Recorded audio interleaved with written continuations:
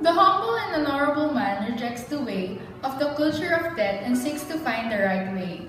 Yet, even when we are motivated to act mercifully, justly, and faithfully, there are still situations where we may not be sure what we should do. There are different possibilities, choices we can make, and there are often other, even undesirable, consequences arising from any of our possible actions. In other words, for many actions in the world, there is more than one effect or consequence. There is a double effect.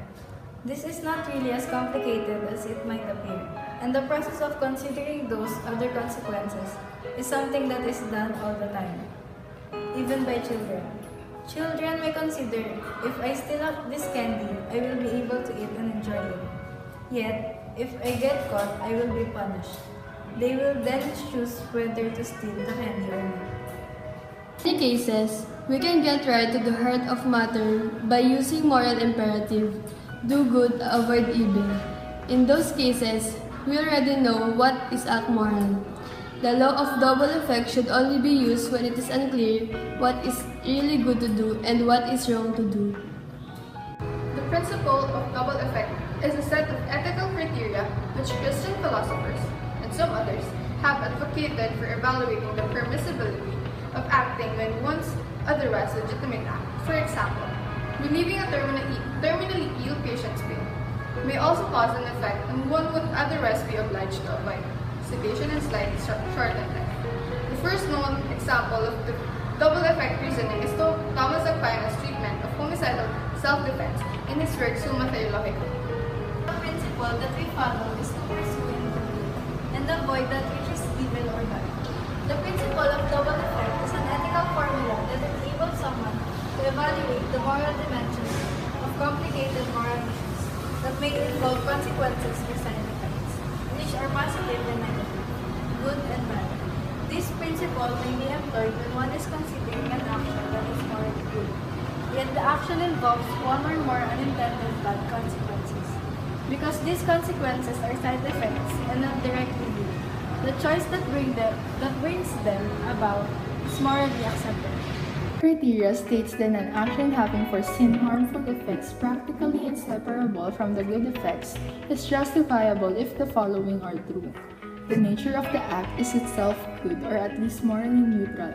The agent intends the good effect and does not intend the bad effect either as a means to the good or as an end in itself.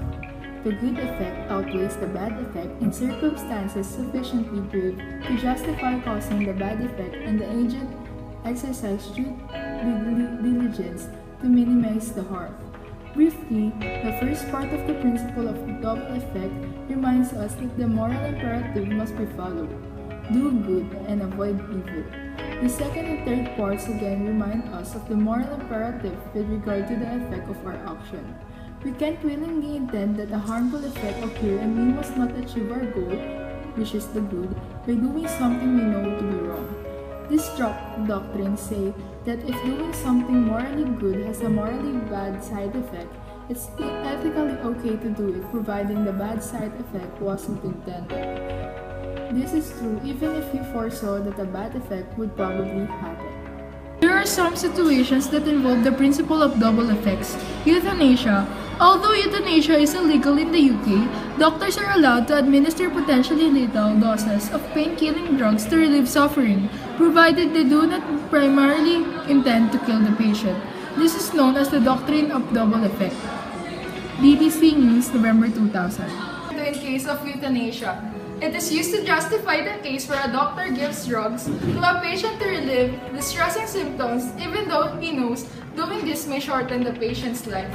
This is because the doctor is not aiming directly at killing the patient. The bad result of the patient's death is a side effect of good result of reducing the patient's pain. Many doctors use this doctrine to justify the use of high doses of drugs such as morphine for the purpose of relieving suffering in terminally ill patients even though they know the drugs are likely to cause the patient to die sooner. This is not a blanket justification. The doctor's action must still be appropriate. More on what factors are needed to use the doctrine of double effects as a defense for euthanasia. Civilian deaths. In modern warfare, it's difficult to ensure that only soldiers get hurt. Despite the effectiveness of precision weapons, civilians are often hurt or killed. This doctrine of double effect is sometimes put forward as a defense, but it does not always apply. For example, if an army base is in the middle of a city is bombed and a few civilians living nearby are killed as well, nothing unethical has been done. Because the army base was a legitimate target and the death of civilians was not the intention of the bombing, even though their death could be predicted. The doctrine of double effect can be used to defend the use of weapons of mass destruction, such as non-precision nuclear weapons, area bombing, or chemical or biological weapons used against the population in general. Since there are so indiscriminate in effect that civilian casualties can be regarded as a secondary result. Abortions. In the case of abortion, the moral law shows us that we may never directly or intentionally kill an innocent unborn child for any reason, under any circumstances. We already know that to kill is wrong, but what if we're thinking about ourselves only? We may think, I can't have a child, it will ruin my plans and my life, and consider medically killing our unborn children in order to assure our idea of a perfect future. We intend the good, the lifestyle we had planned with no child at this time. The means used to secure the goal is wrong. We have to kill our child to achieve it. The law of double effect shows us that we cannot morally do it. Also, we need to consider that we don't know that it will ruin our lives. God may have another plan for us, a wonderful plan that includes keeping the child and making a life together. If we keep the child, we must remember that we never know what will come in this life. But God does. We need to trust in Him rather than taking things into our own hands in a way that harms others or ourselves and actually kills another human being. By this argument, the death of the fetus is merely the side effect of medical treatment that to save the mother's life. Other people take the more traditional view that this is a case of self-defense against the threat, albeit a threat that is innocent and unaware that is a threat. Doctrine of double effect. Number 1. We are responsible for all the anticipated consequences of our action. If we can foresee the two effects of our action, we have to take moral responsibility for both effects. We can't get out of trouble by deciding to intend only the effect that suits us. Of the doctrine of double effect. Number 2. Intention is irrelevant. Some people take the view that it's sloppy morality to decide the rightness or wrongness of an act by looking at the intention of the person who carries it out. They think that some acts are objectively right or wrong, and that the intention of the person who does them is irrelevant. But most legal systems regard the intention of a person as a vital element in deciding whether they have committed a crime, and how serious a crime, especially in cases of causing death. It is just a matter of doing what is right and avoiding what is wrong.